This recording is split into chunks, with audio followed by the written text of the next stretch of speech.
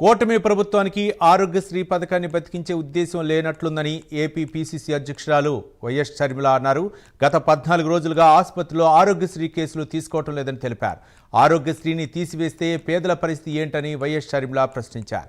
CM Chandrababu పేదల ఆరోగ్యం విషయంలో భద్రత కల్పించడం లేదని మండిపడ్డారు. వెంటనే ఆరోగ్యశ్రీ బకాయిలు చెల్లించాలని షర్మిల డిమాండ్ చేశారు. కూటమి సర్కార్ వైఖరి చూస్తుంటే ఆరోగ్యశ్రీని బతికి ఉంచే ఉద్దేశం లేదు అన్నట్టుగా కనిపిస్తుంది. ఎందుకు అని అడుగుతున్నాం. నిన్న ప్రైవేట్ ఆసుపత్రులకు చెందిన మేనేజ్మెంట్లందరూ ఆరోగ్యశ్రీ బిల్లులు బకాయిలు చెల్లించకపోతే వాళ్ళందరూ గత 14 రోజులుగా అసలు ఆరోగ్యశ్రీ కేసులను తీసుకోవడమే మానేశారు.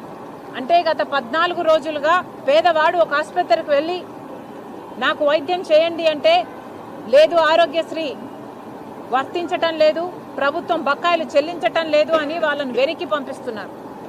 మరి వారి పరిస్థితి అంతా ఏమిటి? చంద్రబాబు గారు సమాధానం చెప్పాలి. ఇంతమంది కనీసం 8,000 మంది పేషెంట్లు ప్రతిరోజు ఆరోగ్యశ్రీ పథకంతో బెనిఫిట్ అవుతున్నారు.